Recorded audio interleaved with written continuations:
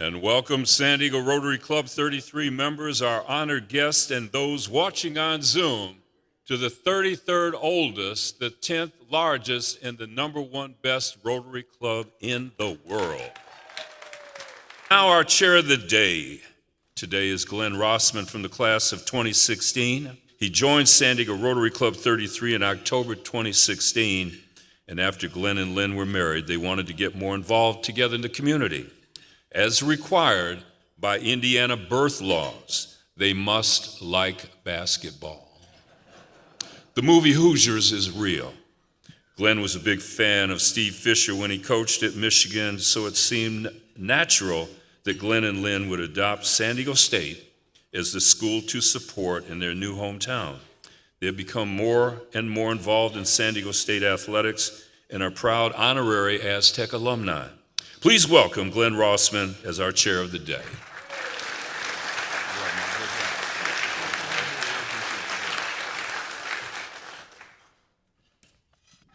Steve Fisher is San Diego State's all-time winningest coach, leading the Aztecs for 18 seasons beginning in the 1999-2000 season before announcing his retirement in April 2017. Originally from Heron, Illinois, Coach Fisher enjoyed a basketball coaching career of some 46 years, including high school, Western Michigan, and the University of Michigan. He was at Michigan for 15 years and won the national championship in 1989 as head coach. He was twice named National Coach of the Year and was the recipient of the prestigious 2015 John R. Wooden Legends of Coaching Award. Just prior to arrival at San Diego State, SDSU went 4-22, and its average attendance was barely 3,000 for 15 home games. 18 seasons later, San Diego State played in front of 85 straight regular season home crowds of at least 11,000 fans and led the state of California in average home attendance. San Diego State had never been ranked in the top 25 of Division I basketball, and still Steve Fisher became head coach. As a Michigan grad and Fisher fan, I was distressed when he was no longer at Michigan. Now, though, I am thankful he is no longer at Michigan. It's hard to imagine where SDSU and San Diego itself would be without him on the basketball court and throughout all SDSU's athletic programs. He continues at San Diego State as a special consultant. If you ask him what he does there, he'll likely tell you whatever they ask me. The Nice Guys Charity Organization last year named Coach Fisher the 2022 Nice Guy of the Year. The Nice Guys are honoring a true leader, educator, and as many students would say, dream maker. And no matter who you talk to, he is genuinely a nice guy. Coach and his wife, Angie, have 2 sons, Mark and Jay. About 12 years ago, Mark was diagnosed with ALS, currently considered incurable. Since then, the entire family has championed and supported the San Diego ALS Association. I hope to see Coach this coming Sunday morning at De Anza Cove for this year's ALS Walk, which includes the entire men's basketball team. Fisher created a culture that embraced developing young talent and helping shape their lives. He also brought the business and philanthropic communities together to support SDSU and its students. The ever-quotable Charles Barkley said, "Your #1 job as a college coach, make these guys better. If they become better men, they become better players along the way, that's a bonus." There's no doubt Fish covered the #1 job, and we sure had a lot of bonuses over the past 24 years. Coach Steve Fisher.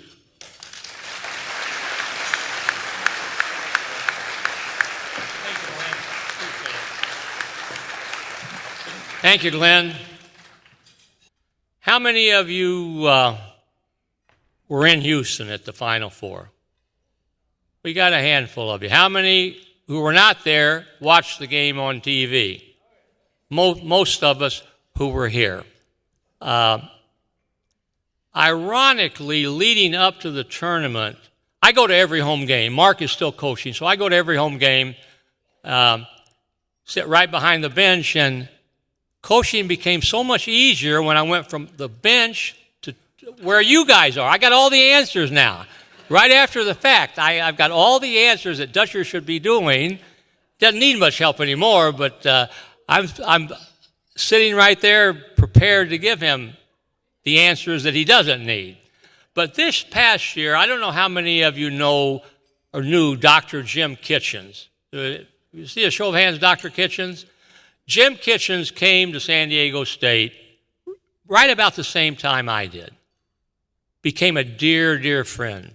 He was a hoop fanatic and a junkie.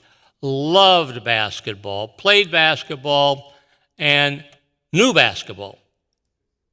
We had, every October, we would go to D.Z. Aikens and talk about the upcoming season. And I vividly remember him saying many times, Steve, wouldn't it be fantastic for San Diego State to have a team make it to the Final Four? And my answer to him every year was, Jim, it's going to happen. It's going to happen. He passed away a year or so ago of cancer. They had a tribute to him at one of the games this past season. And they asked me if I would come out and say a few words about Jim. And I talked about that particular episode. And I said we would go to D.Z. Aikens, talk about it, and I would give him that comment. And I said, it's going to happen, and when it does, we're going to have a seat for Jim, and he's going to be there with a smile on his face. When it did happen, I called his wife, Sandy, and said, Jim was smiling. She said, Steve, I know it. Incredible moment and memory for so many people to have that Aztec team do what they did and the way that they did it. I think sometimes adversity makes you stronger. And when things happen that you say, how could it happen? You're either going to go one way and feel sorry for yourself, or you're going to go the other way and say, I'm going to grow, learn, and be better from it. Do you remember the Maui Classic last year? San Diego State played in the Maui Classic. Do you remember the events that happened there? Some of you do, some of you don't. But do you remember San Diego State was playing Arkansas in the semifinals? We're 4 points ahead. 20 seconds or less to go. They have the ball, and Lamont Butler, for some unknown reason, put a bear hug on their player and intentionally fouled him. They made the 2 free throws. We throw the ball into Lamont. He turns it over. They score and put it into overtime, beat us in overtime. That same Lamont Butler, who against Florida Atlantic, some of you were saying, what is he doing? Is he going to get the shot off? Is he going to step out of bounds? When he made the shot that put us into the national championship game for an iconic moment. I talked to Lamont when they came back from Maui, and he said, Coach, I went brain dead. I thought that we were 3 points ahead. We didn't want to give them a 3-point shot, and I fouled him intentionally. But I will grow from it, and I'll be better because of it. And boy, has he ever. When he was an 11-year-old, true story, his dad, who was a really good friend of Justin Hudson, who at the time was an assistant coach, brought him into the locker room. I'd never met him before. So I put my arm around him. I said, you're going to be my starting point guard when you graduate from high school. And he looked at me and he just nodded. His dad reminds me of that particular story on many occasions. You sometimes wonder how you get from where you were as a youngster to where you are now. What the turns that happen that sometimes seem very, very, very inconspicuous that turn out to be decisions that you make that shape your life. I graduated from college. I'm prepared to accept a job. I'm going to go familiar territory, Belleville, Illinois, close to my hometown in southern Illinois. A guy who I'd gotten to know at Illinois State took a job up in Chicago and said, I need you. I went with him. 11 years later, he became head coach at Western Michigan. I need you. I went with him. That led to an opportunity 3 years later to go to Michigan. And I had something happen there that never happens to anybody, but it happened to me. Our head coach, Bill Frieder, accepted the job at Arizona State on the eve of the NCAA tournament. He said, Steve, you take the team to Atlanta, I'll meet you there, and we'll get ready for Xavier in the NCAA tournament. Well, they didn't let him coach the team. They made me interim coach. Some of you have heard the story. We go 6 games and win the national championship. Never happened before, will never happen again, and it happened to me. I became the story. Got a call from President Bush. Invited my wife and I to go to the White House. Stay all night at the White House. I could not fathom what we were doing. We were there. It was a state dinner for Shamir, who at the time was Prime Minister of Israel. I came down. You set different tables. Angie was at table C, back in the corner with Dan Quayle. I was at the head table. I was right here. I was with Mrs. Bush. I go to take my seat. My right, Bob Hope. My left, Audrey Hepburn. Bob Hope jumped up and he said, Steve Fisher, the Walter Mitty of college basketball. I watched every game that you played. And 3 weeks before that, I had been a nondescript. Half the people in Ann Arbor, Michigan didn't know who I was. And now I'm at the White House, staying all night at the White House, and Bob Hope knew who I was. Life is absolutely crazy with what can happen, never happens, but does happen. And sometimes it happens to you in a great way, like that story. Sometimes it happens in a not so good way. Fast forward. Glenn talked about we win the 1989 national championship. 1992, we recruited a group called the Fab Five, back-to-back championship games in the NCAA tournament. Lost to Duke and lost to North Carolina in consecutive championship games. I think I'm never going to leave. I think, I'm naive enough to think they're going to put my name on a building. And what happened, life throws some crazy things at you. What happened is in 1987, I got fired. I got fired in 87 over what they said was illegal recruiting from a potential booster, which, I'll go to my grave knowing that it didn't happen, but I lost my job. So now, do you practice what you preach? You tell everybody, get up when tough times are here, move on, and it's easier said than done. I went through all the emotions of self-pity and, thinking that what am I going to do, and, a little bit of embarrassment that you're fired in a national situation. And finally you say, well, life goes on. I'm going to do something with my life. And I think that there are threads for me with San Diego State. I went to Illinois State. In my senior year, 1967, Illinois State's playing in the Division II National Finals. They bring 8 teams to Evansville, Indiana for the National Finals. All 8 teams are playing. Our first game in 1967, triple overtime, 77-76 victory over San Diego State. And I don't want you to look at the box score because I'm not in it. I didn't get off the bench. But I contributed to that victory. I was preparing myself for life after playing. I was in every huddle. I put my arm around players when they were coming out. I gave them encouragement. And even though I didn't get in the game, I felt like I had a very, very significant role in the victory in that game. So that was one thread. 1975. I got married in August of 74. Angie and I will be 50 years married next August. And that's another story that I could tell you about, but I don't know that I'll have time to get into it. But 50 years, and she has been a saint, and every move and decision that has been made has been in conjunction with Angie.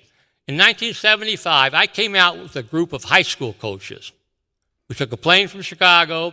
I was at Rich East High School in the south suburbs of Chicago.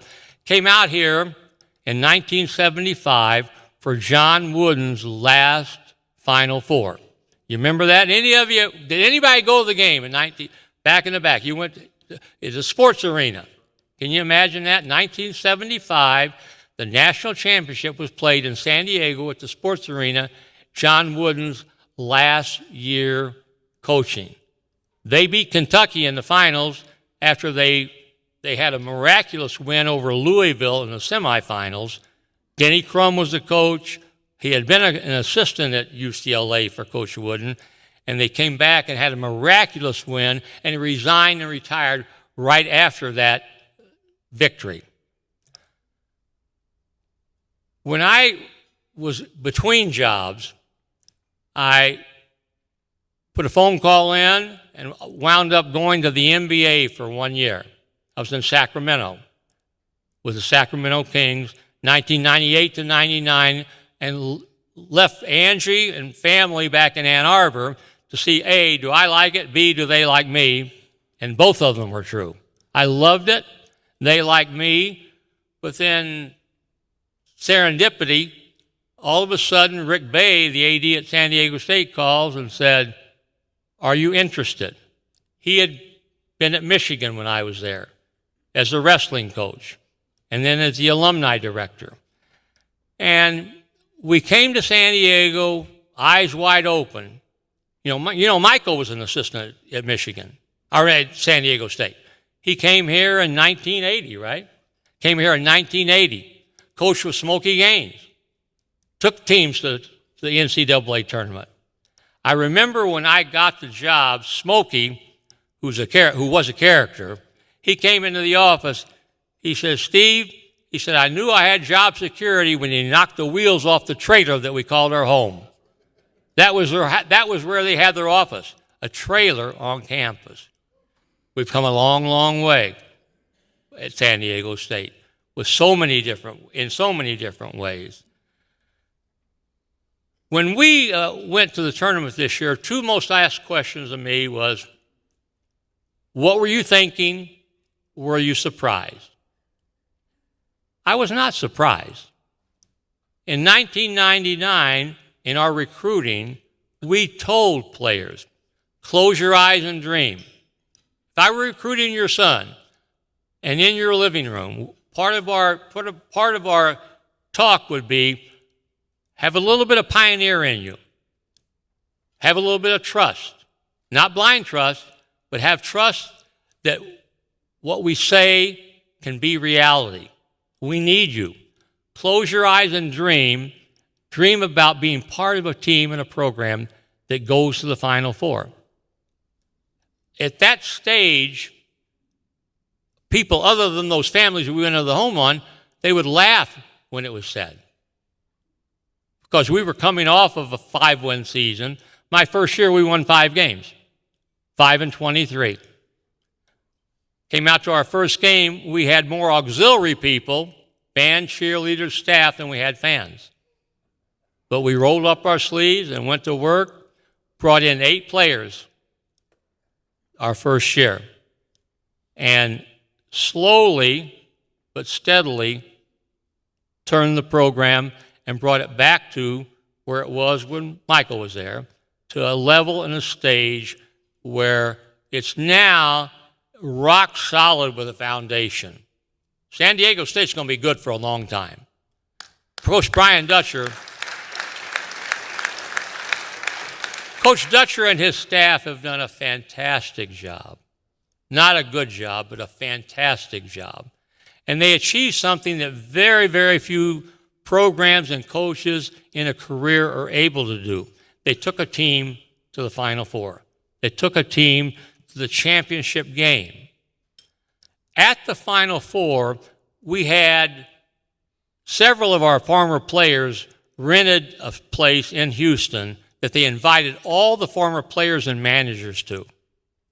I went to that event and was so proud to see people back from 1999 who still felt a part of what was happening right at the moment.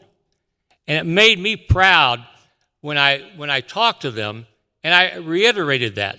The foundation was laid with that first group that we had and the groups that followed. And my comment to them was, they stand on your shoulders as they prepare for that game tomorrow. Be proud of that and know that that's because of what you and others like you have done and have brought to the program. Many of you have been involved. The old adage, it takes a village to raise a child. I see Cliff B., I see Patty Roscoe, I see people that have been involved from the moment I stepped foot on campus to what can we do to help? How can we help make the program grow? How can we help this program get to where all of us want to be? Dr. Stephen Weber was the president at the time that I was hired. He was a Rotary member. I spoke to the San Diego Rotary with Dr. Weber maybe 15 years ago, and vividly remember him telling me when I interviewed for the job, athletics is a picture window of a university. We want it to look good. We want it not only to look good, but we want it to be good, but we want it to be done the right way. We want it to be done with student athletes. We want it to be done with good citizens, and we want it to be done with good basketball players. And we've been able to accomplish that and accomplish it in a way that I'm as proud of what our players have become as to what they did when they were here. Incredible things that they have done. One name, and then I'll take some questions from you, but I don't know how many you remember Tremaine Davis. Any remember Tremaine who played with us? Real quick story on Tremaine. From Pittsburgh, California. I didn't even know there was a Pittsburgh, California, up in the Bay Area. He came down, and they turned him down at admissions. And it was my first year. Turned him down at admissions. I went in and met with the admissions director and pleaded with her, please, what can we do to help you change your mind? She says, I don't think I can, but if he will come back and sit with me and I will talk to him, I might reconsider. I knew we were a home run then. I knew Tremaine would win her over. He came back. She came to me and she said, Steve, I see what you're telling me Tremaine has to offer. He's going to be admitted, but you better let him know that it's not just him he's representing, but it's you and everybody with this program. And I said, trust me. He went on to get a degree. Dr. Kitchens helped him get a master's degree. During the pandemic, he was working at UCLA and was given an award for all he did for the underprivileged, getting computers in schools and this sort of thing. He got on, I can't remember, 2 years ago, he was honorary captain at the Super Bowl. He was one of 4 people who were brought in because of what he had done during that time frame to represent not only himself, but how things should be done in a community. So I'm very proud of the people that we've had representing, which is why I know that Coach Dutcher, this team, and this program, the success is they're not a one-hit wonder. They're going to be knocking at the door every year. We've got a really good team again. We're excited to watch this program get started this year and look forward to another great basketball season with our Aztec team. So I'm honored to be here. I'm privileged to be a part of the community. Look forward to this year. And I will take some time, Michael, to answer any questions that you might have right now. Thank you.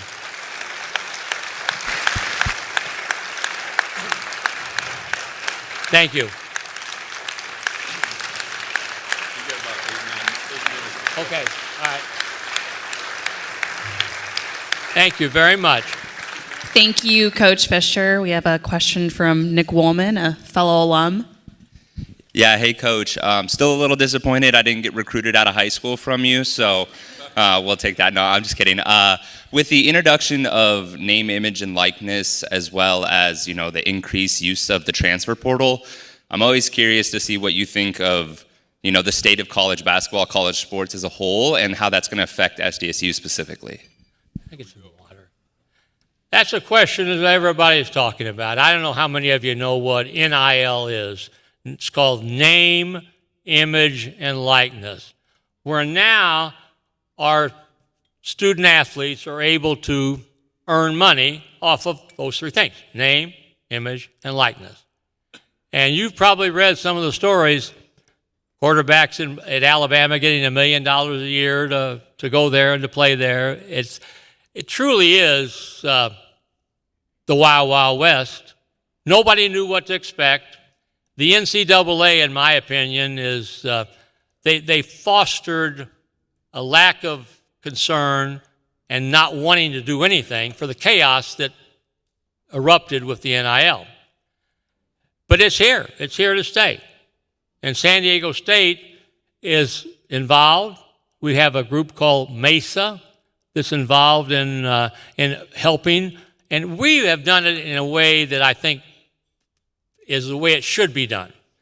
Our players are involved in giving back to get. They are involved in doing community service, doing things that are important to everybody, including them. And they have done it in a great fashion. They will all be at the ALS Walk and participating. And last year, every player on our team got exactly the same amount. That's not going to happen this year, I don't think, but it's a situation where the NIL is here. The president of the NCAA is trying to get Congress involved to set laws so they can take it off their plate. I don't know what will happen or when it will happen, but until it does, it's going to be here. So what we've tried to do is do it in a fashion where we get people to get involved, come and be a part of what we're doing, and see what the foundation is all about, and then participate. We lost a player this past year, Keyshawn Johnson, who started for us, leading scorer in the championship game against Connecticut. He graduated. He had the extra year because of COVID, graduated. He didn't want to go, but his family had very little from a financial standpoint. University of Arizona, University of Kentucky, and two others got in a bidding war for him. And he wound up going to Arizona. He's going to be at Arizona now for an incredible amount of money that I don't think if you're an Aztec fan or coach or player, none of the coaches resent what he did. They understand. They wish he hadn't done it, but they understand. And Keyshawn came back. They had a ring ceremony at a football game. Keyshawn came back for that ceremony, and he has and always will be an Aztec, but he's at Arizona now. All over the country, these things are happening. You now can go and play immediately. Used to be you had to sit out a year. So it's free agency. You can go, have 1 year where you can go and play immediately and not have to worry about having to sit out before you play. So those kinds of things are here to stay. The NIL, even though I don't like some of the things that have been residuals of it, it's here, and it's going to be here for a while. So we're going to have to deal with it and live with it in an atmosphere of college athletics, especially football and men's basketball. It's a multi-billion-dollar industry where decisions are made based on money and money alone. Ask the Pac-12, right? Ask the Pac-12 about what's happened there. There is no Pac-12 now. So it's gone. The Aztecs thought we were going into the Pac-12. There will be no Pac-12. 2 teams left, Washington State and Oregon State. Probably will morph with us in some fashion, probably. But life is ever-changing, and you can kick and scream and complain, or you can get involved and participate, and I think we've participated in the right way. Any more questions? Oh, I'm glad that you're talking about the numbers and the figures. And I've been involved in raising some money for Annapolis, for Navy, and to pay some of the coaches. How does it get determined on what the salaries are and what's the average coach make, and what does a great coach make? And I would love to know a little bit more of the financials of your players. Well, at every public university that you can, freedom of information, you can get exactly to the penny what every coach is making, and they make a lot of money. They make a lot of money. I got into the business way back when nobody got into it because of the money. You get into it, I got into it because it was a passion. I loved what I did and what I was doing. Ultimately, I made a lot of money doing it. I made a lot of money coaching. And the coaches today are making a great sum of money. The higher profile job, obviously, the more money you're paid. The Power 5 school, the Power 5 conferences, the 5 conferences that generate greater television dollars than anybody else are making a great deal of money. And again, I don't know exactly how much any of them make, but in men's basketball, they're making up to $8 million a year, some of the higher paid coaches. You saw what Coach Dutcher made last year. He better get a raise. He will get a raise. But if you take what Coach Dutcher will make next year, there will be at least 60 coaches in the United States of America making more money than he is. But it's part of the landscape now with what we're dealing with. You saw UCLA and Southern Cal go to the Big Ten. How can that happen? How can that possibly happen? I'm anxious to see what it looks like. But if I'm a parent of a golfer, of a lacrosse player, of a swimmer, and I got to fly commercial, and that's what they're doing with the non-revenue sports, with the Olympic sports, they're not going charter, and you're taking them from L.A. to College Station and all over the country to play. It makes no sense, but it's money-driven. It's all money-driven with what's going on with that. Thank you very much. I appreciate being a part of it today. Thank you. Don't go anywhere, Steve. Stand on this side of me. Steve, we appreciate you. Gordon McAnally, Rotary International's president's theme is Create Hope in the World.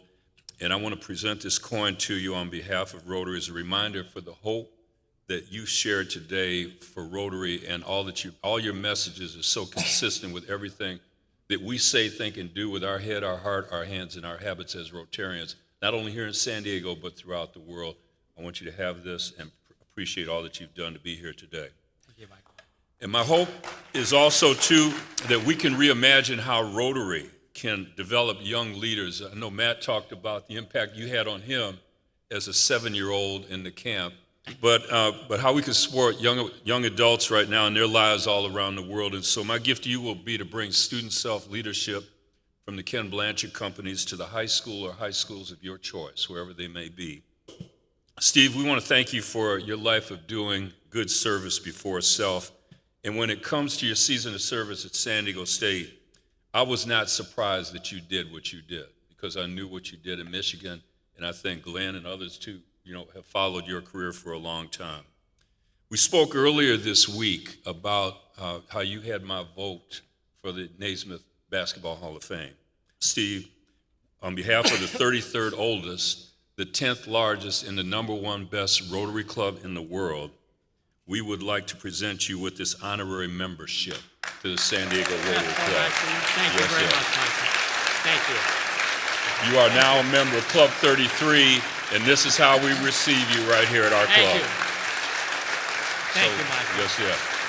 That's very Don't nice. be a stranger. You come back now. Promise, I will. Okay. Let's give Thank you Steve very Fisher much. a real big hand right now. Thank you, Michael. Great presentation. But listen, hey, it took 17 years and 4 coaching changes before Steve Fisher led the Aztecs back to the NCAA tournament in 2002 against Illinois at the United Center in Chicago.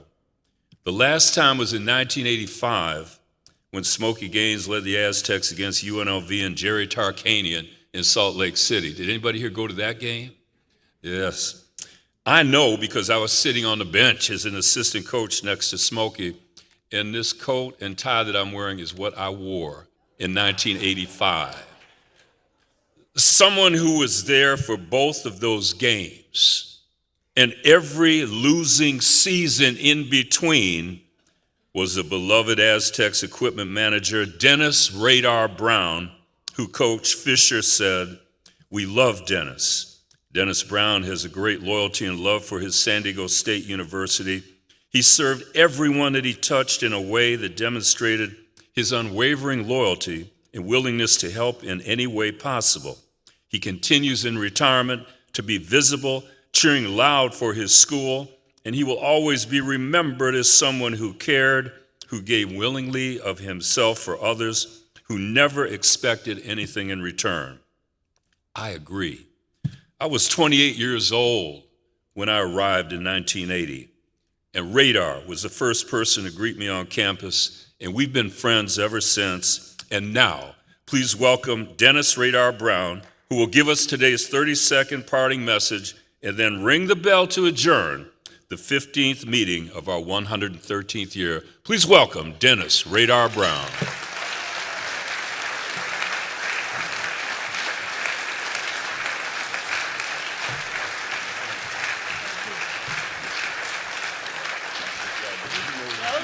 How you doing? I'm doing good.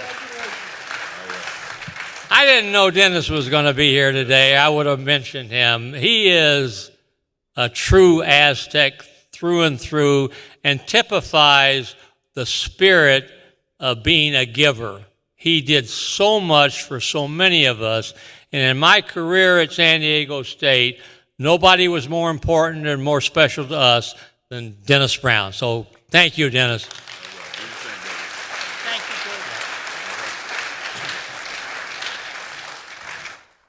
We want to thank everybody for coming out here today, including the great words from Coach Fisher.